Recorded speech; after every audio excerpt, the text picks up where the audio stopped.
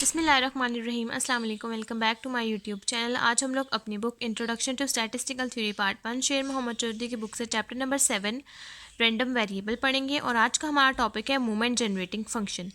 Movement generating function को हम MGF भी कह सकते हैं और इसको हम लोग हमेशा डिनोट करेंगे M नॉट T। नॉट हमेशा इसके सबस्क्रिप्ट में आएगा और T for time of a random variable x obtained the origin is defined as expected value of random variable etx। हम हमेशा mgf को m नॉट t से डिफाइन करेंगे और आगे हम इसका एक्सपेक्टेड वैल्यू ऑफ etx ले लेंगे। और अगर हम लोग इसको डिस्क्रीट रैंडम वेरिएबल की फॉर्म में लिखेंगे तो हम लोग समेशन अप्लाई करेंगे और जब कंटिन्यूस की फॉर्म में लिखेंगे तब इंटेग्रल अप्लाई करेंगे।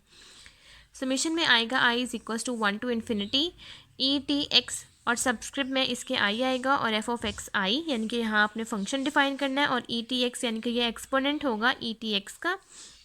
उसके बाद अगर आपने इसको कंटिन्यूस की फॉर्म में लिखना है तो आप यहाँ लिखेंगे m not t is equals to expected value of etx is equals to integral minus infinity to plus infinity etx i f of x और डी। इसमें हम लोग आई यूज़ नहीं करेंगे क्योंकि ये हम लोगों के पास इंटेग्रल की फॉर्म में, तो यह आ जाएगा etx f of x dx continuous की फॉर्म में। अब नेक्स्ट अगर हम इसको डिस्क्रीट केस के अकॉर्डिंग इसका अगर हम लोग प्रूफ सॉल्व करें और हम लोग इसको सॉल्व करें तो हम लोग इसको कैसे लिख सकते हैं 1 से लेकर 8 मोमेंट तक की फॉर्म में। सबसे पहले यहाँ पर एग्जाम्पल दी हुई है। अगर हमारे पास एक्सपेक्टेड एक्सपोनेंशियल फॉर्म में हो थीटा तो हम लोग उसको कैसे डिफाइन करेंगे, आप उसको लिखेंगे 1 plus theta square by 2 plus theta cube by 3 plus so on to n। और ये डिस्क्रीट रैंडम वेरिएबल का केस है।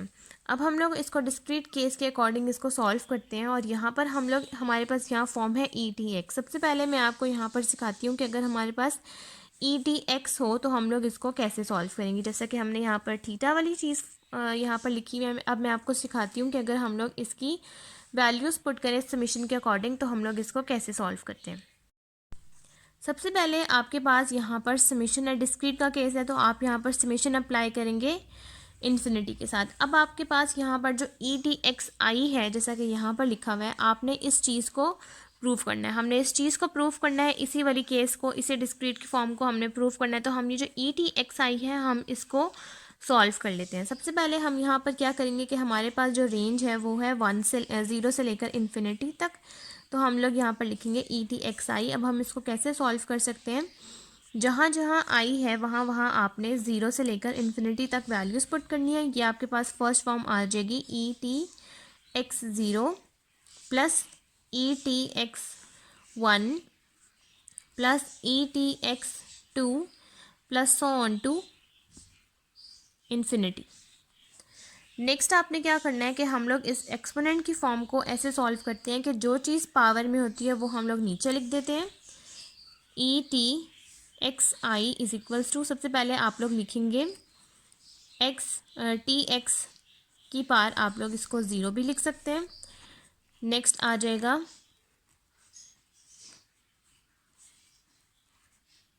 etx नॉट प्लस tx की पावर 1 etx1 प्लस tx की power square etx square plus so on to. अब next हम यहाँ पर सीरीज लिख लेंगे etx i, हम इसको सॉल्व करके लिखेंगे। अब सबसे पहले हमारे पास है tx की पावर 0, उसके बाद e की पावर tx0 वो हो जाएगा 1, क्योंकि हम लोगों के पास किसी भी चीज़ की पावर 0 हो वो 1 हो जाता है। नेक्स्ट हम लोगों के पास आ जाएगा tx by 1 factorial plus tx, इसकी पावर 1 है, 1 को हम लोग लिखेंगे नहीं, इसकी पावर हम लोगों के पास थी स्क्वायर बाय 2 फैक्टोरियल हो जाएगा plus so on to infinity, या आप फिर प्लस सो ऑन टू कर दें। उसके बाद आपके पास ये फॉर्म बच जाएगी expected value exponential form of etx i, जिसकी है आपके पास 1 plus tx 1 factorial plus tx square by 2 factorial plus so on to. जिस तरह से आपके पास थीटा की फॉर्म है आप लोग इस तरह भी लिख सकते हैं। नेक्स्ट फॉर्म में आपके पास 1 plus tx plus tx square by 2 factorial, क्योंकि अगर आप लोग 1 फैक्टोरियल लें तो उसका आंसर भी आपके पास 1 ही आता है। आप लोग ये लिखें या फिर ये लिखें, आपका आंसर बिल्कुल ठीक होगा। नेक्स्ट अब हम इस फॉर्म को पुट कर देते हैं अपने डिस्क्रीट के केस में। हमारे पास है MGF के लिए m not t is equals to expected value of T X is equals to, हम लोगों के पास यहाँ पर समीशन है, समीशन हम लोग बाहर लिखेंगे और अंदर हमारे पास ये जो पूरी फॉर्म है हम यहाँ वो लिख लेंगे 1 plus T X square by 2 factorial plus so on to, और यहाँ पर एंड में हम लोग लिख लेंगे F of x I.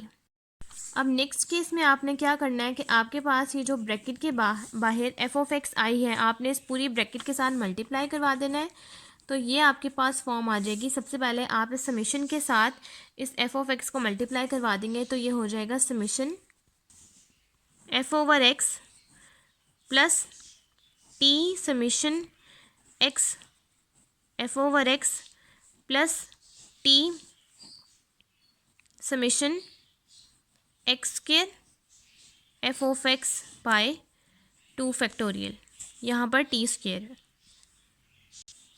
Next अब यहाँ पर लिखेंगे इसको क्लियर करके, summation F over X plus T summation X F over x.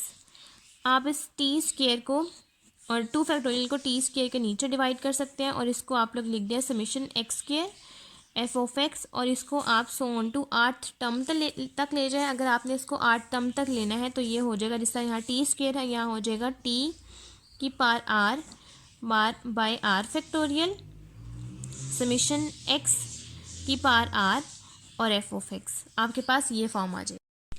यहाँ पर अब आपके पास ये जो समीशन की फॉर्म्स है, अब आपने इसको एक्सप्रेस करके लिखना है कि ये आपके पास क्या क्या बनता है। सबसे पहले आपके पास समीशन एफ ओवर एक्स होता है 1 के इक्वल, और आपके पास जो summation X F over x होता है वो आपके पास एक्सपेक्टेड वैल्यू ऑफ एक्स के इक्वल होता है, जिसको हम लोग म्यू 1 भी कह सकते हैं।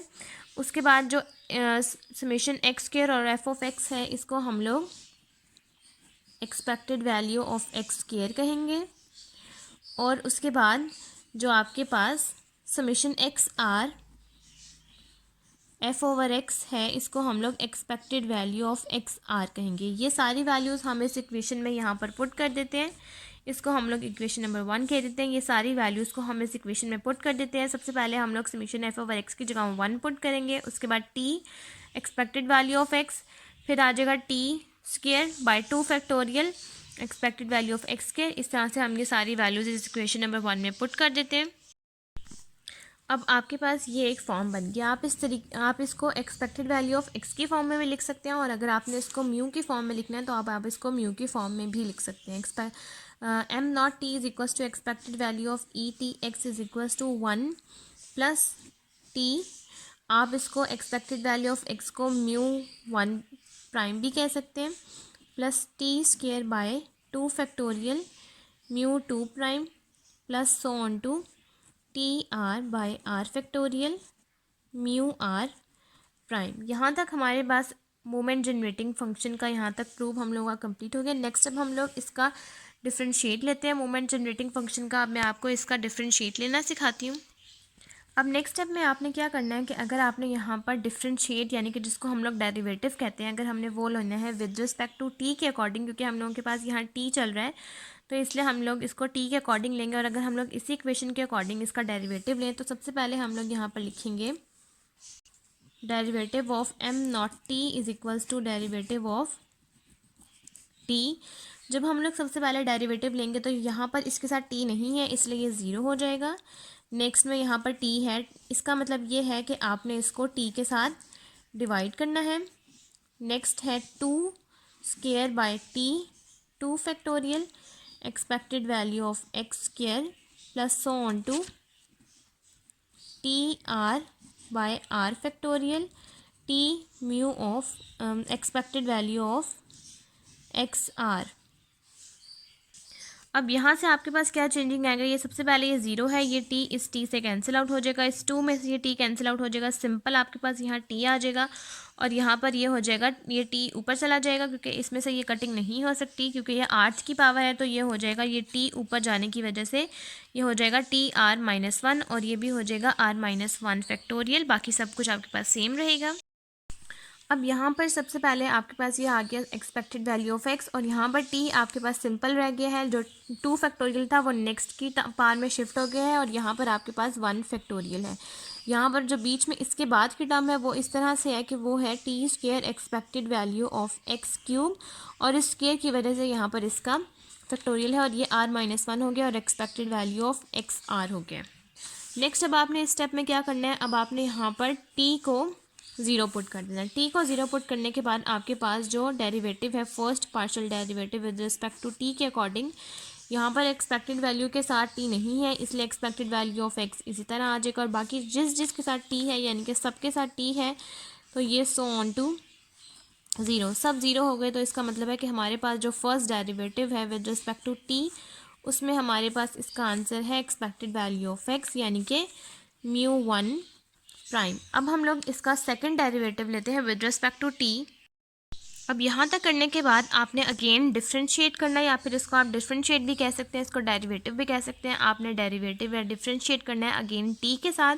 जब आप लोग सेकंड टाइम लेंगे तो यहाँ पर भी डी स्क्वेयर हो जाएगा, m नॉट t आ जाएगा, और यहाँ पर आ जाएगा डी टी स्क्वेयर, क्योंकि आप लोग सेकंड टाइम ले रहे हैं तो इसलिए यहाँ पर और यहाँ पर स्क्वेयर आ जाएगा।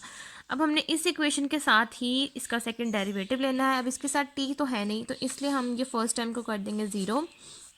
नेक्स्ट वाली जो टर्म है वो है t expected value of X square है, और इसको हम लोग डिवाइड कर देंगे t के साथ, और जो इसके बाद वाली टर्म है वो मैंने यहाँ लिखी है जो कि है T square t/2 factorial expected value of X cube, और इसके बाद वाली टर्म भी मैं आपको लिख के दिखा देती हूँ, वो है T cube expected value of x4 by t/3 factorial plus so on to r-1 by r-1 का factorial expected value of X R. अब यहाँ पर से आपके पास क्या क्या चेंजिंग आएंगी। फर्स्ट आपके पास जो टर्म है वो 0 है, उसके बाद ये t इस t से कैंसिल आउट हो जाएगा, ये t इस स्क्वेयर से कैंसिल आउट हो जाएगा, सिंपल t बचेगा, ये t इस क्यूब से कैंसिल आउट हो जाएगा, ये आ जाएगा t स्क्वेयर, और उसके बाद ये जो t है इसके साथ कैंसिल आउट नहीं हो सकता, इसलिए ये t ऊपर जाएगा। ये फॉर्म आपके पास इस तरह से आ जाएगी कि t r-1 है, और ये जब कोई चीज़ ऊपर जाती है तो इसकी पावर 1 है, ऊपर जाएगी तो हो जाएगा -1। अगर कोई चीज़ ऊपर है, जैसे कि ये 1 ऊपर है, नीचे आएगा तो ये प्लस हो जाएगा, यहाँ पर नेगेटिव है इस वजह से। अगर ये चीज़ प्लस की है ऊपर जाएगी तो नेगेटिव हो जाएगा, तो ये हो जाएगा r-2। उसके बाद आपके पास ये टी r-2 हो जाएगा, और ये भी r-2 फैक्टोरियल आ जाएगा। Expected value of X R same ऐसे ही रहेगा, ये आ जाएगा derivative second derivative of m not t divided by D T square is equals to expected value of X square plus t expected value of X cube. ये t की वजह से ये हो जाएगा सिंपल 1 फैक्टोरियल, क्योंकि t आपके पास सिंपल आ गया है, जो ये इसका सेकंड फैक्टोरियल था वो नेक्स्ट पे शिफ्ट हो जाएगा, ये हो गया है स्क्वेयर। तो इसके साथ जो ये आपके पास जो थर्ड फैक्टोरियल है ये नेक्स्ट पे शिफ्ट हो जाएगा, और ये वाला फैक्टोरियल जो 2 का था वो यहाँ आ जाएगा इस स्क्वेयर की वजह से। ये हो जाएगा expected value of x4 plus so on to, ये चीज़ आ जाएगी t r-2 by r-2 factorial expected value of X R. इसी तरह से जब आप इस तरह थर्ड डेरिवेटिव लेंगे तो ये 0 हो जाएगा, और ये आ जाएगा आपके पास simple expected value of X cube, और ये हो जाएगा t expected value of x4। इसी तरह से सारे स्टेप्स होते जाएंगे। अब अगर इस वाली टर्म में भी हम लोग t को 0 पुट कर देते हैं तो यहाँ पर हम लोग लिखेंगे second derivative of m not t divided by second derivative of D T square, जिसमें हमने t को 0 पुट करना है। तो हम यहाँ पर t नहीं है, इसलिए ये simple expected value of X square आ जाएगा, बाकी सब वैल्यूज़ के साथ t है तो ये सब वैल्यू 0 हो जाएंगी हमारे पास, और सिंपल हमारे पास सेकंड डेरिवेटिव का आंसर आ जाएगा D T square m not t divided by D T square, जिसमें आपने t को 0 पुट किया तो आपके पास आंसर आ गया expected value of X square, जो कि इक्वल है μ2 प्राइम के। इसी तरह से जब आप लोग थर्ड डेरिवेटिव लेंगे तो उसका आंसर आ जाएगा expected value of X cube, जो कि इक्वल होगा μ3 प्राइम के।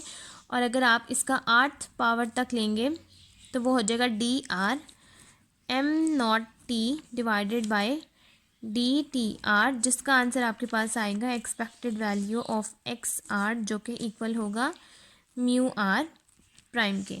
यहाँ तक आपके पास movement generating function of R random variable discrete case के अकॉर्डिंग आपके पास ये प्रूफ कंप्लीट हो गया है। और आज की वीडियो भी हमारी यहीं तक कंप्लीट होती है। अगर आपको मेरी वीडियो अच्छी लगे तो मेरी वीडियो को लाइक करें, शेयर करें, मेरे चैनल को सब्सक्राइब करें और साथ में बने बेल आइकन को भी प्रेस कर दें ताकि आपको मेरी आने वाली वीडियोज़ की नोटिफिकेशन सबसे पहले मिलती रहे। आज की वीडियो के लिए थैंक यू। अल्लाह हाफिज़।